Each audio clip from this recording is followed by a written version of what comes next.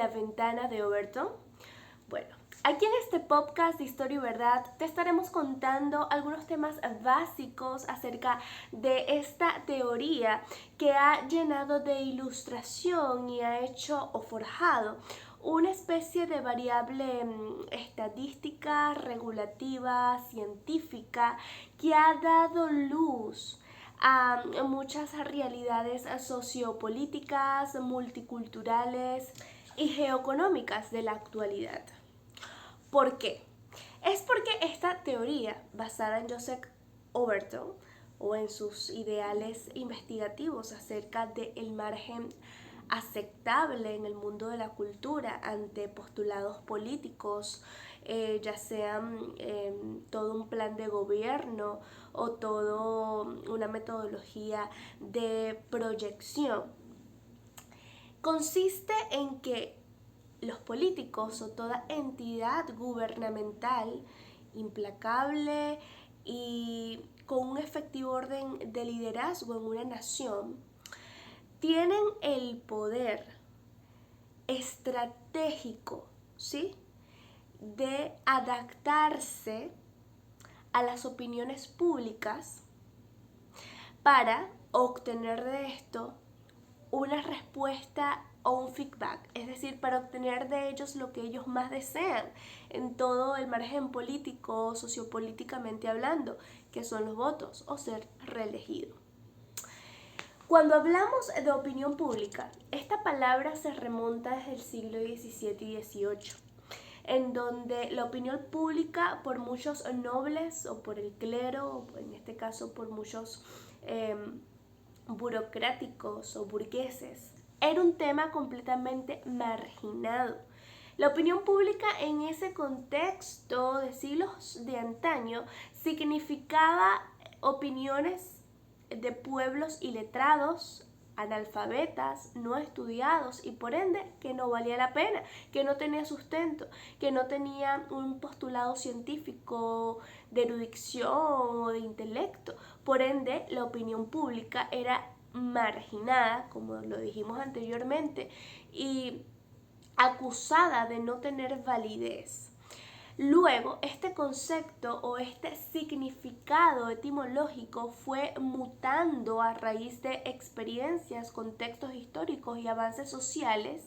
y lo que una vez fue un término marginado, luego fue abanderado por los mismos burgueses que una vez lo señalaron como algo burdo, y fue utilizado por ellos para defender el avance social, para defender los derechos civiles incluso, y para liberarse de la dictadura de muchos márgenes monárquicos. Esto ocasionó, a raíz de todas estas independencias, hablamos sobre las guerras franco-prusianas, hablamos sobre la participación de Napoleón y su gran contribución para la liberación de Francia, y hablamos de otras fuerzas sociales que hicieron que la libertad de la independencia, del criterio y de la liberación del sesgo informativo que les proporcionaban sus dueños o sus subyugadores fuera posteriormente extendiéndose por todas las edades del mundo hasta el día de hoy verse bajo un margen democrático. ¿Ok? Lo que hoy en día significa la democracia, en algún momento significó la opinión pública. Sin embargo, este término de democracia es de igual manera y de forma irónica, nadie nunca se pone de acuerdo, es señalado por muchos que de forma objetiva, lo pienso yo, que de forma objetiva dicen que está mal cuando se lleva a cabo una exageración democrática sin tener una validez, que los pensamientos mayoritarios son los correctos en ese contexto. Cuando hablamos de democracia, hablamos de mayoría. Hablamos de la voz unificada de un pueblo. hablamos de un pensamiento magno que reduce o ejemplifica la intencionalidad del ciudadano. En este caso, no todos los contextos o no todas las democracias son objetivas. Son basadas en pensamientos morales, son basados en pensamientos progresistas, son basados en pensamientos subjetivos, cuya subjetividad una vez la tildó Sócrates de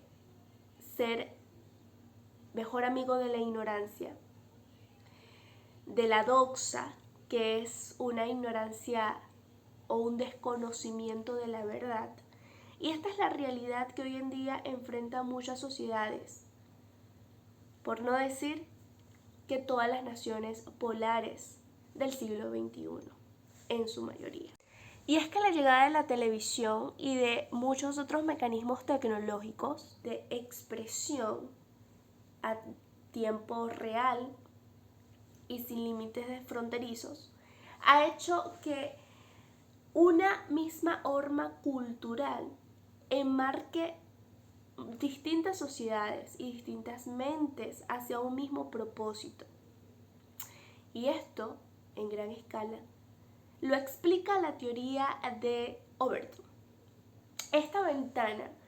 es un objeto, el objeto de estudio en este caso de James. Pero no es cualquier ventana, no estamos hablando de la ventana de una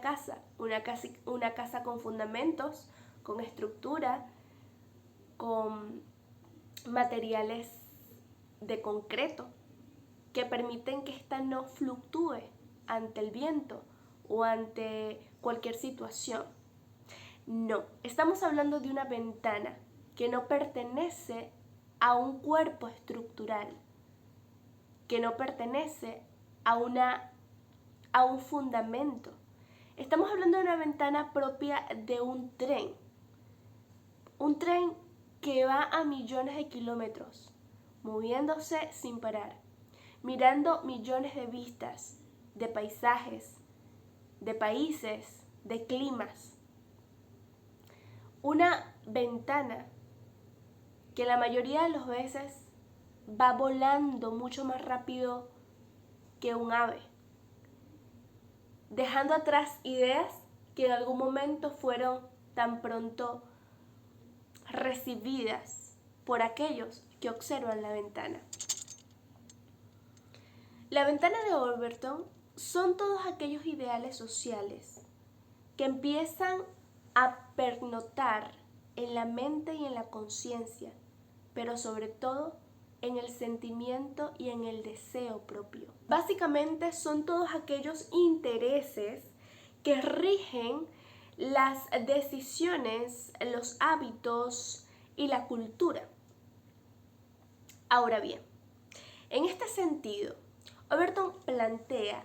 que las entidades políticas se hacen o se aprovechan de esta realidad social para armarse de toda una propuesta política robusta en leyes, en metodologías, en planes de acción,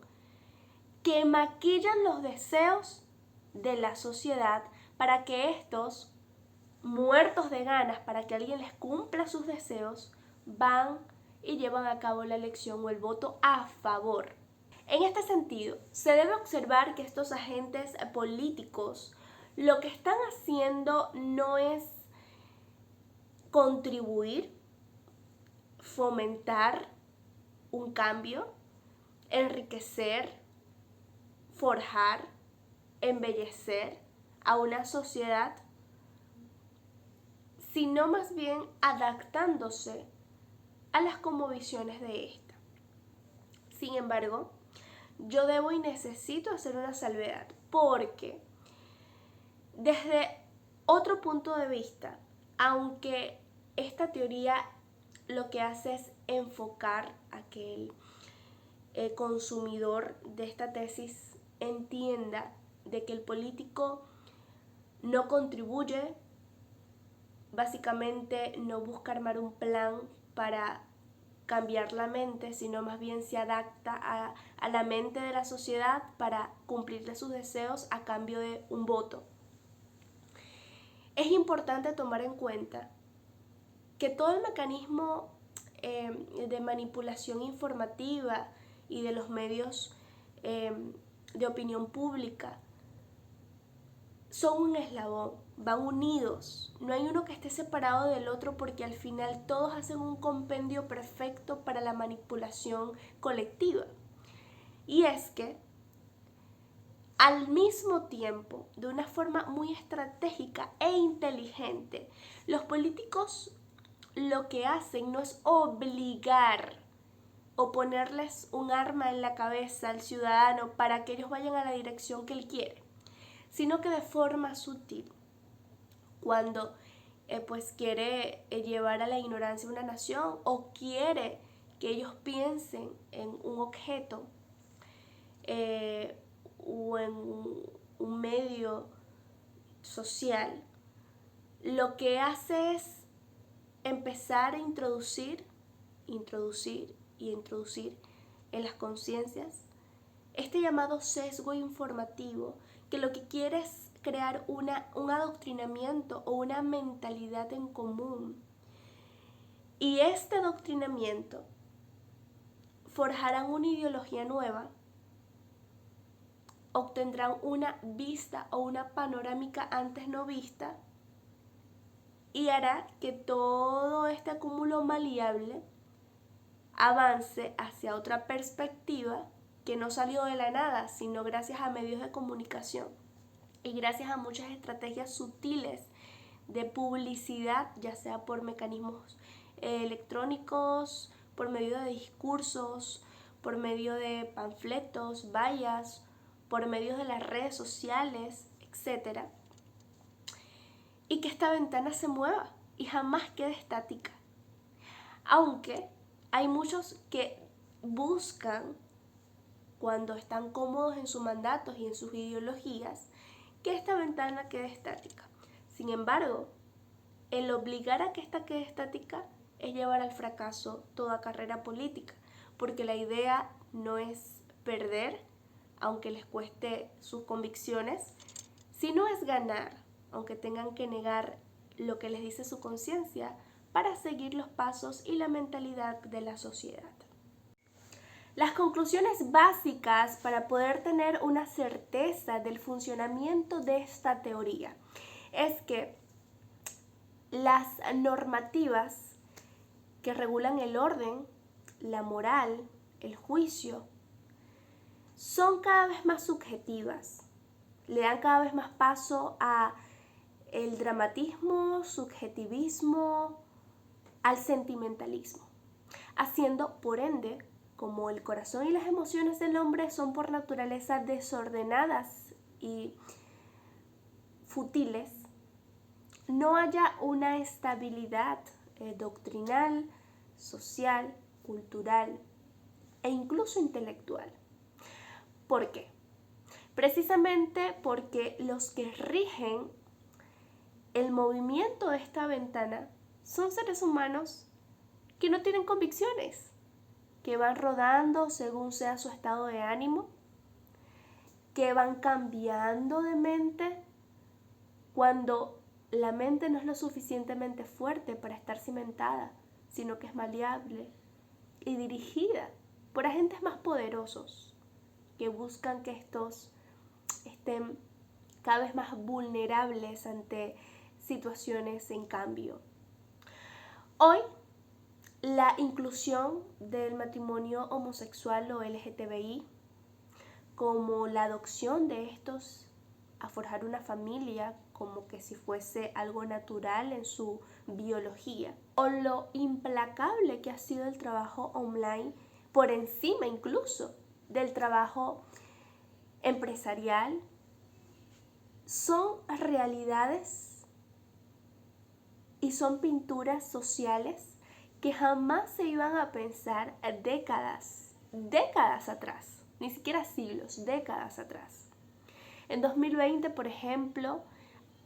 luego del COVID y de todas las repercusiones no muy buenas que él trajo consigo. El trabajo virtual se hizo parte de la vida humana. Esto creó nuevas ideas de emprendimientos fáciles, versátiles, adaptables, y ahora es el que opera en el resto de los mercados o de los campos laborales, a diferencia de años anteriores del 2020. Pensar en el matrimonio entre dos personas del mismo sexo era algo completamente impensable, incluso castigado en años anteriores, décadas y siglos. Sin embargo, la depravación y el empobrecimiento de los valores, de lo que significa realmente la cultura, de la moral, de lo conservador, de lo clásico, ha sido cambiado por ideas engañosas que han hecho que el hombre piense que el progresismo o el cambio humano es algo normal y algo que debe ser alabado. La introducción de la ONU a activistas o participantes casi que neonatos que deben ser instruidos, pero que ellos ahora buscan instruir a los más adultos, es algo que no se podía concebir en décadas pasadas. Porque ¿cómo se va a procurar un razonamiento episteme si se quiere ahora instruir o ser enseñados por niños que no han sido instruidos lo suficientes como para ocupar el rol de un maestro? O como la presidencia de personas afroamericanas que tienen todo el derecho de asumir roles políticos, científicos o de cualquier índole de poder, pero que era cuestionable en décadas pasadas. Ahora esto ha sido modificado por nuevas leyes, nuevas luchas y nuevos organismos o consejos de sindicatos. Muchos han hecho resoluciones buenas como la última que dije, pero la mayoría desastrosas como todas las primeras que mencioné. Lamentablemente esta es la realidad de muchos estados internacionales en los que Venezuela no escapa. La cultura venezolana, en gran sentido y desde raíces históricas, lamentablemente se ha basado bajo una cultura en su mayoría dependiente, socialista, que quiere buscar las cosas de forma fácil, inmediata, como que si en él tiene meritocracia, hablando en un cierto sentido. Es por ello que el gobierno socialista que nos ha liderizado durante décadas busca implementar cada vez más medidas de gratuidad, como por ejemplo maternidades en exceso, bonificaciones a personas que ni siquiera están jubiladas, que están que ni siquiera tienen mayoría de edad, o suelen invertir en carteles súper enormes o ollas publicitarias en donde se contempla a una figura gubernamental o de alcaldía dándole bolsas de comida gratuita a nativos indígenas o algún venezolano, ciudadano en general. Este tipo de promociones o de funcionamientos del gobierno son respuestas a la mentalidad y a la cultura venezolana que en gran parte ha dominado este país. Gracias por vernos en un nuevo episodio de mi podcast Historia y Verdad. Hasta luego.